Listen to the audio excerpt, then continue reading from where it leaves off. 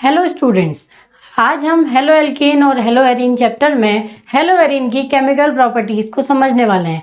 तो आइए देखते हैं कैसे एक हेलो एरीन केमिकली रिएक्टिव होता है।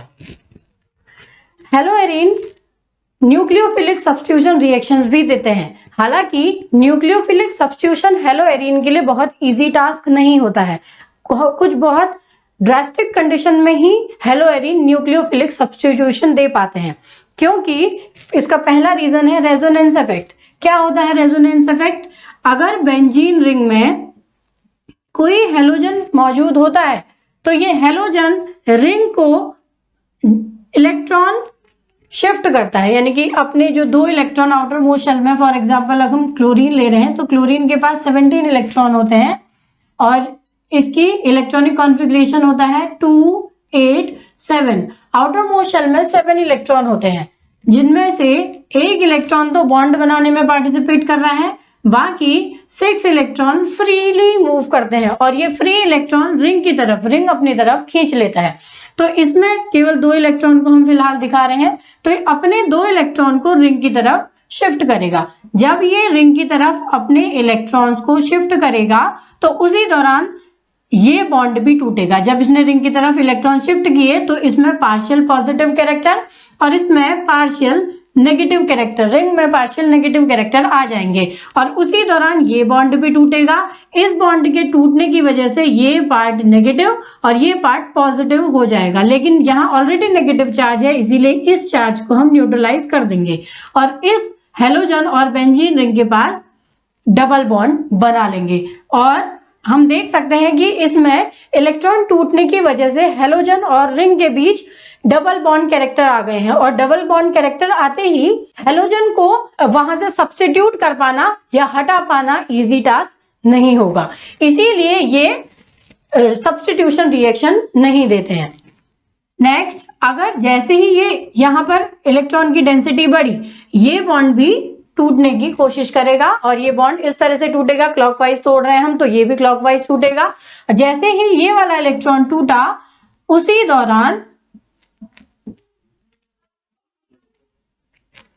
यहां पर पॉजिटिव चार्ज और यहां पर नेगेटिव चार्ज आ जाएगा। अब ये नेगेटिव और ये पॉजिटिव मिलकर के एक बॉन्ड बना लेंगे। This is new bond formed by these 2 electrons और यहां ऑलरेडी एक डबल बॉन्ड प्रेजेंट था।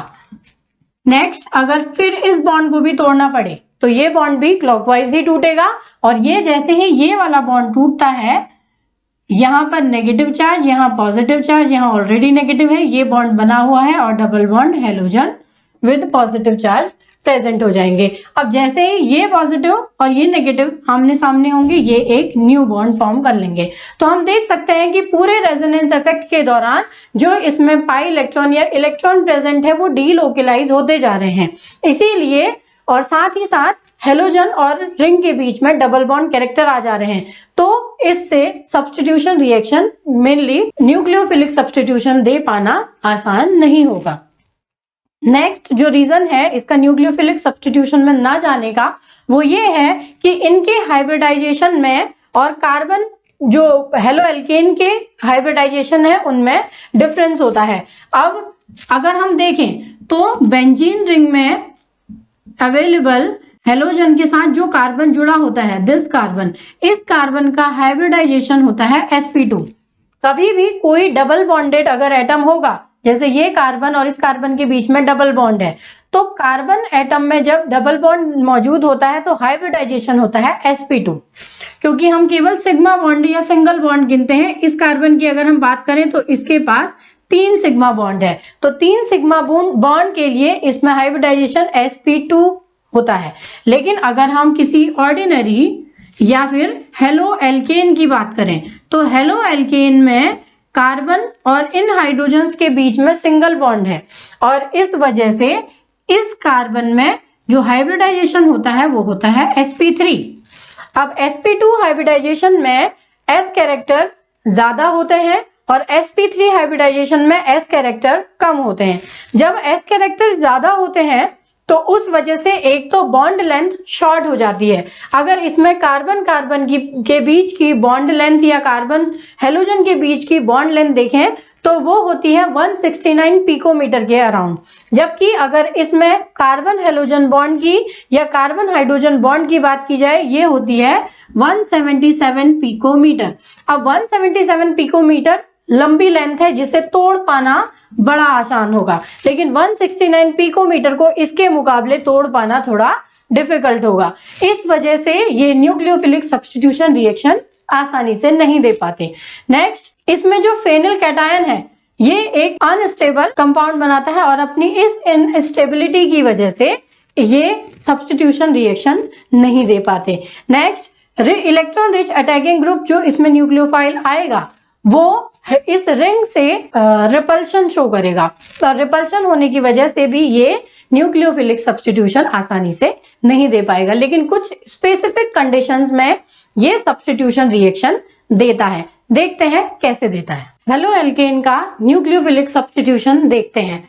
अगर हम क्लोरोबेंजीन में सोडियम हाइड्रोक्साइड लगाएं, अब कंडीशंस की बात करें तो ये 623 केल्विन टेम्परेचर और 300 एटमॉस्फेरिक प्रेशर, तो इतनी स्पेसिफिक कंडीशन देनी पड़ रही है तब जाकर के ये एक न्यूक्लियोफिलिक सब्स्टिट्यूशन दे पा रहा है।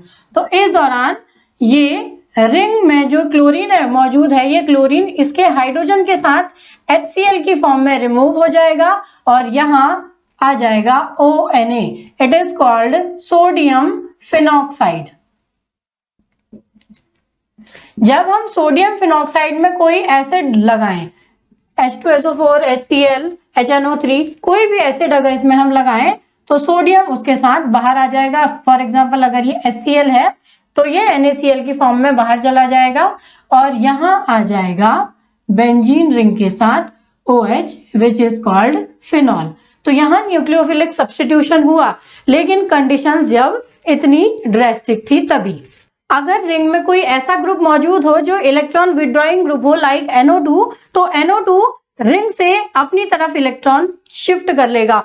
क्लोरीन ने रिंग की तरफ इलेक्ट्रॉन भेजे और रिंग ने NO2 की तरफ भेजे, जिस वजह से क्लोरीन और हेलोजन के बीच, क्लोरीन और कार्बन के बीच में या फिर हेलोजन और कार्बन के बीच में कोई बहुत स्पेसिफिक डबल बॉन्ड नहीं बन पाएगा। तो ये डबल बॉन्ड कैरेक्टर इतने आसानी से गेन नहीं करेगा क्योंकि NO2 भी विड्रॉइंग ग्रुप के रूप में इसमें मौजूद है। तो इस वजह से ये कुछ और हल्की फुल्की कंडीशंस में इस सब्स्टिट्यूशन को दे पाएगा। जैसे हम देख सकते हैं कि अगर पैरा पोजीशन पर नाइट्रो ग्रुप मौजूद है तो उस समय केवल 443 केल्विन की ही जरूरत पड़ रही है, जबकि यहाँ हमने 623 केल्विन प्लस 300 एटमॉस्फेरिक प्रेशर लगाया था।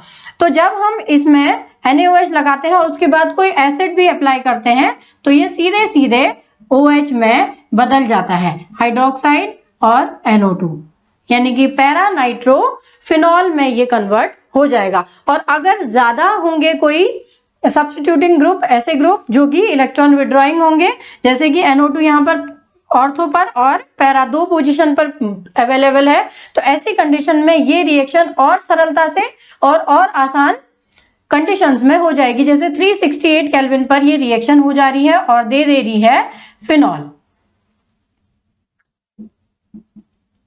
और इसमें भी हम देख सकते हैं कि 3 जगह NO2 मौजूद है, 2 ऑर्थो और 1 पैरा पोजीशन पर। तो ऐसी सिचुएशन में केवल गर्म करके नॉर्मल कंडीशन में ही ये रिएक्शन दे रहा है। इसका मतलब जितने ज्यादा इलेक्ट्रॉन विड्रॉइंग ग्रुप इसमें होंगे उतनी आसानी से ये न्यूक्लियोफिलिक सब्स्टिट्यूशन रिएक्शन दे पाएगा।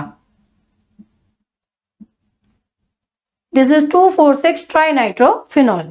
एक बात जो नोट करने वाली है वो ये है कि जब मेटा पोजीशन पर कोई इलेक्ट्रॉन विड्रॉइंग ग्रुप होगा तो उस सिचुएशन में ये इलेक्ट्रॉन विड्रॉइंग ग्रुप की तरह इतने आसान अच्छे से काम नहीं कर पाएगा और ऐसी कंडीशन में रिएक्शन की रिएक्टिविटी पर कोई भी असर नहीं होगा। आई होप आपको न्यूक्लियोफिलिक सब्स्टिट्यूशन किसी हेलो एरिन के लिए समझ में आया होगा। मिलते हैं नेक्स्ट वीडियो में फिनॉल के इलेक्ट्रोफिलिक सब्स्टिट्यूशन रिएक्शंस के साथ। Thanks for watching.